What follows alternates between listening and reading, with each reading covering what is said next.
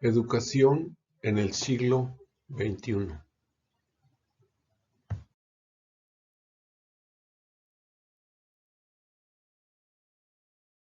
La enseñanza actual es insuficiente, sobre todo en el siglo XXI.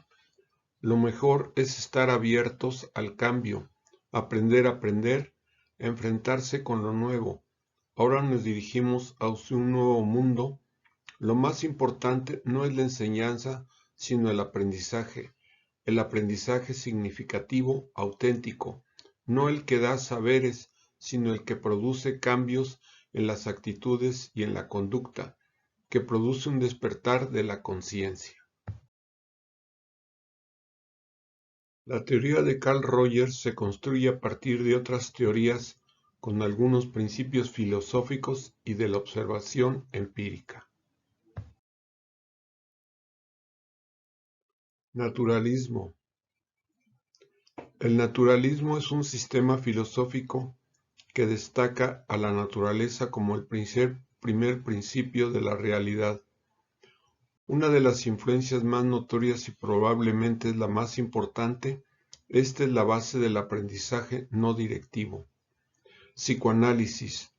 Los conceptos como introyección, los conceptos de máscaras y fachadas, el proceso de valoración orgánica y el mismo concepto de anormalidad tienen fuertes influencias de las ideas de represión, neurosis y del principio del placer del psicoanálisis, fenomenología Gestalt y teoría del campo.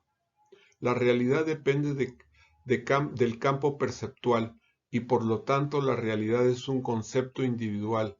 La conciencia consiste en la percepción de sus experiencias sensoriales y viscerales. El campo perceptual determina el comportamiento. Existencialismo. Rogers consideraba conceptos como vivir el aquí y el ahora, el análisis, existencia, ser lo que realmente se es. Pragmatismo. El concepto de aprendizaje significativo, solo aprenderemos lo que nos es útil. Empirismo, experimentalismo. La base del conocimiento y de la vida es la experiencia. La experiencia es un criterio superior que debe regir la misma vida. Influencias orientales, el Zen y las obras de Lao Tse. Psicología humanista. Rogers es el padre de la enseñanza no dirigida y de la no directividad. Según él, el clima psicológico de libertad favorecía el desarrollo pleno del individuo, valoraba la empatía y la autenticidad. Todo el proceso educativo debería entonces centrarse en el alumno, no en el profesor, no en el contenido pragmático. El objetivo de la educación es ayudar a los alumnos a convertirse en individuos capaces de tener iniciativa propia para la acción, responsables por sus acciones, que trabajarán no por obtener la aprobación de los demás, sino para alcanzar sus propios objetivos. Las 5 teorías de educación son las siguientes. En cuanto de las consecuencias por la educación actual, el impacto en la infraestructura escolar, en el diseño curricular y finalmente las aplicaciones en el método de enseñanza.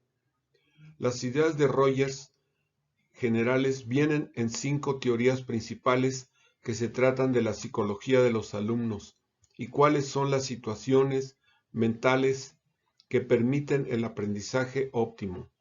Una persona no puede enseñar algo a alguien directamente, solamente puede facilitar su aprendizaje. Alguien no puede enseñar a alguien que no quiere aprender. El esfuerzo debe ser suyo. El proceso de memorización solamente puede pasar por el aprendizaje autónomo. 2. Si cambias una experiencia, cambias la persona.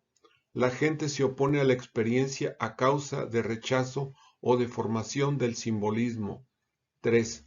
Una persona aprende significativamente las cosas que persigue como algo relacionado con el incremento de sí mismo. Eso quiere decir que los conceptos en el aprendizaje deben de tener sentido para la persona, para mejorar su personalidad o para tener beneficios en el futuro. El aprendizaje debe estar relacionado con la vida común de los alumnos. 4. La estructura y organización de sí mismo parece más rígida si hay una amenaza, pero puede relajarse sus límites si no hay.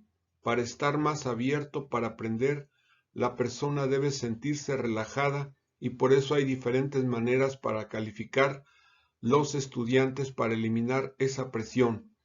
Por ejemplo, las tareas durante el semestre y no un examen grande, al final, sin presión o mejor, sin demasiado estrés. Una persona puede rendir lo mejor de sus habilidades. La situación educativa que anima más el aprendizaje significativo es cuando la amenaza por el estudiante es mínima y la percepción distinguida del tema se ayuda. Metodología.